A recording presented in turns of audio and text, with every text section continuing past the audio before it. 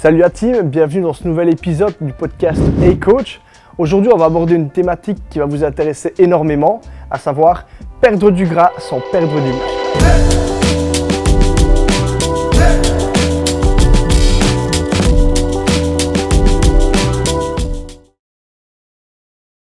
Contrairement à ce que certains pensent ou disent, oui, c'est tout à fait possible de perdre du gras sans perdre du muscle. Pour ce faire, il y aura 3 points indispensables à respecter. Le premier, c'est d'avoir une bonne répartition au niveau de ces macros, à savoir protéines, glucides et lipides. Le second, c'est d'avoir un léger déficit calorique, et j'insiste bien sur le mot léger. Et le troisième, qui est également très important, c'est de continuer à progresser sur ces entraînements en musculation. Je vais prendre chacun de ces points afin de te les décrire et que tu puisses bien les comprendre pour les appliquer correctement. Pour commencer, la bonne répartition des macros. Je ne saurais évidemment pas t'expliquer comment faire correctement sa diète en une seule vidéo, mais je vais essayer de te donner les points clés. Si tu veux plus de précision à ce sujet-là, n'hésite pas à aller voir sur ma chaîne YouTube. En musculation, on estime qu'un apport correct en protéines va tourner entre 1,6 et 1,8 g de protéines par kilo. Cependant, cette fourchette, elle est valable pour quelqu'un qui a un poids correct. Quand je dis correct, c'est dans le sens qu'il va avoir un taux de masse grasse entre 12 et 15%. Là, je parle à la grosse louche. Donc, si tu es au-dessus, ce qui est généralement le cas chez quelqu'un qui veut perdre du gras, il faudra un petit peu sous-estimer ton besoin en protéines. Pour une personne qui pèse par exemple 100 kg, qui est en surpoids, qui a un poids avec un taux de masse grasse supérieur au 15%, voire même largement supérieur, une quantité de protéines journalière correcte pourrait tourner autour des 150 grammes. Ensuite, on a l'apport en lipides. Ici, on va tourner entre 0,6 et 1 g de lipides par kilo. La fourchette est relativement large et sera adaptée en fonction de chacun. Le reste des apports sera sous forme de glucides et ce sera adapté en fonction du total calorique qu'on recherche. On va développer un petit peu plus ce point-ci après.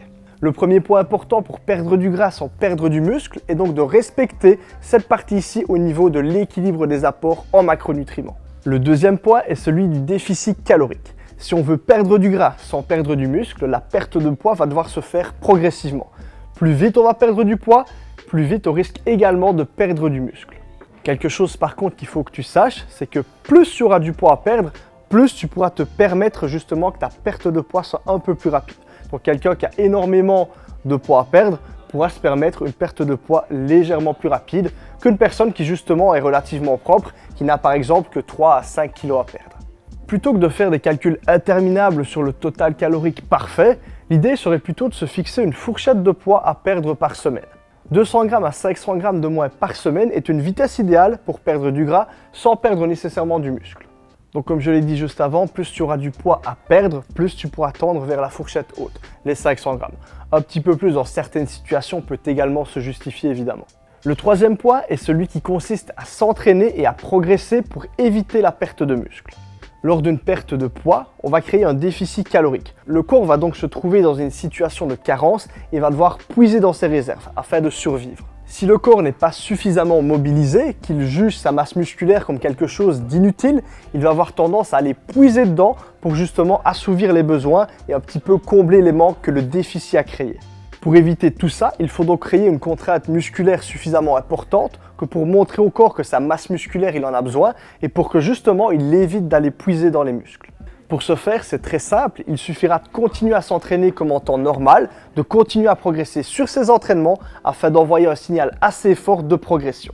Oublie donc toutes ces idées d'augmenter l'isolation, de travailler en série plus longue. La seule chose que tu risques, c'est d'augmenter justement la perte de muscle. Si tu changes les conditions, si tu modifies vraiment les facteurs, tu vas justement risquer là d'impliquer des problèmes. Tu as maintenant les explications des 3 points à respecter pour perdre de la masse grasse sans perdre de la masse musculaire. C'est quelque chose de tout à fait réalisable et c'est totalement indispensable si on ne veut pas gâcher ses efforts juste pour perdre un petit peu de poids. Si le podcast vous a plu, n'hésitez pas à laisser un pouce bleu et à vous abonner. Vous savez ce qu'il vous reste à faire pour perdre de la masse grasse sans perdre de la masse musculaire. Et moi, je vous dis à très bientôt pour un prochain podcast Hey Coach.